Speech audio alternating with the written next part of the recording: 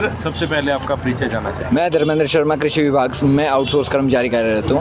Sir, आज इकट्ठा हुए हैं विधानसभा के पास, किन मुद्दों को लेके इकट्ठा हुए, थोड़ा डिटेल में बताएं। जी सर, हम पिछली 15 सालों से आउटसोर्स पे काम कर रहे हैं, तो हम सीएम साहब से मांग रख रहे हैं कि हमारे लिए स्थायी नीति बनाई जाए, इन कंपनियों को बाहर का रास्ता दिखाया जाए। बिचौलियों की हमें आवश्यकता नहीं है, डिपार्टमेंट सक्षम है कि हमें सैलरी दे सकता है। बिचौलियों का काम सिर्फ हमारे लिए सैलरी देना है।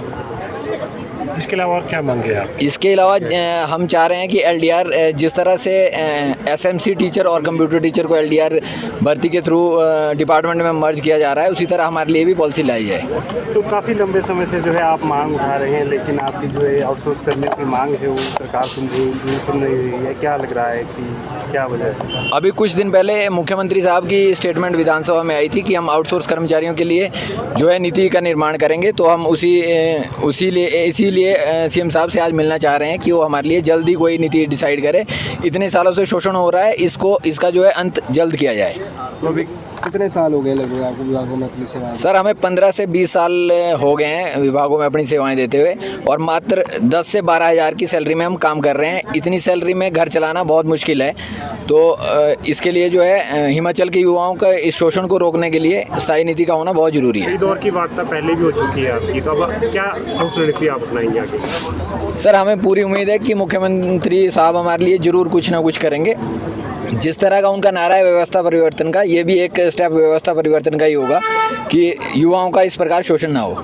शिमला में आप लोग जुटे हैं, आज मुख्यमंत्री से मिलेंगे मांगों को लेकर, आज किस तरह का प्रदर्शन रहने वाला है? जी, हम मुख्यमंत्री साहब से मिलेंगे और उप मुख्यमंत्री साहब से भी मिलेंगे।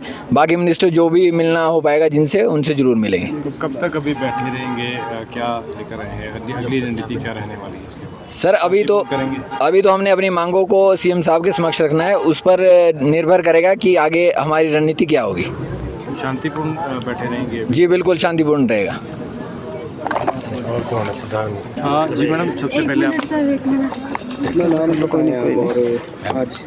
मेरा नाम अनीता पुरी है। मैं डायरेक्टरेट ऑफ एलिमेंट्री एजुकेशन में पिछले 12 सालों से जॉब कर रही हूँ, और जब हम लगे थे हमें सिर्फ 4,000 रुपये मिलते थे। तो आप ये देखिए, आज 12 साल हो गए उस डिपार्टमेंट में लगे हुए, 12 सालों में हम 12,000 पर पहुँचे हैं। तो इस तरीके से एक गृहिणी कैसे अपने घर का गुजारा चलाएगी, ये बताइए। बच्चे भी पढ़ते हैं सर, बच्चों की फीसें भी जाती हैं। ठीक है, हम में से कुछ ऐसे हैं जो वेल सेटल्ड है, अपना गुजारा कर लेंगे, पर कुछ ऐसे हैं जो कुछ भी नहीं कर पाते हैं, इसी 12,000 पर ही निर्भर है। तो हम मुख्यमंत्री जी से यही आग्रह करना चाहेंगे कि इस महंगाई के दौर को देखते हुए हमारी जो सेवाएं हैं वो जो आप ले रहे हैं, उसके ब्याह में हमें ठीक से उसका भत्ता भी दो, हमारी सैलरी को इंक्रीज़ किया जाए। पॉलिसी का निर्माण चाहते हैं आप लोग? पॉलिसी का निर्माण भी चाहते हैं, पर सबसे पहले सर हम ये चाहते हैं कि वेतन वृद्धि तो हो जाए ना, कम से कम, जिससे घर चलता है हमारा। पॉलिसी तो धीरे धीरे बन जाएगी, कोई बात नहीं, उसके लिए हम ज़्यादा जोर नहीं देंगे उनके ऊपर अभी, पर हमें सबसे पहले वेतन की वृद्धि चाहिए, हमें छुट्टियाँ चाहिए, मेडिकल का थोड़ा सा प्रावधान हो जाए हमारे लिए, वो भी ज़रूरी है सर, महिलाओं के लिए भी और सभी पुरुष वर्ग के लिए भी।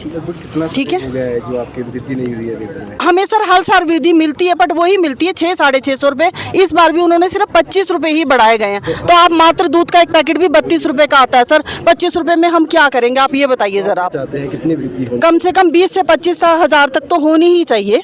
हम ये नहीं कहते कि न्यू कमर्स को भी आप 25 दो, 20 दो, स्लैब बना दीजिए, जितने साल जिसने काम किया उस हिसाब से उनको वेतन वृद्धि दी जाए। अगर अभी भी कोई निर्णय नहीं निकलता है, अगर कोई वार्तालाप करके, तो क्या आगामी कदम रहेगा? आगामी कदम हम अपने कर्मचारी भाइयों से पूछकर उसके हिसाब से चलेंगे सर, जैसा हमारे संगठन बोलेगा हमें। ठीक है ना, हम विरोध कुछ नहीं करेंगे, शांतिपूर्वक हम आज बैठे हैं। अब देखते हैं मुख्यमंत्री जी हमारी बात कहाँ तक सुनते हैं। ठीक है जी, धन्यवाद। और फिक्र हमेशा मेरे साथ रहता है। भूषण ज्वेलर्स, अनमोल रिश्तों के लिए।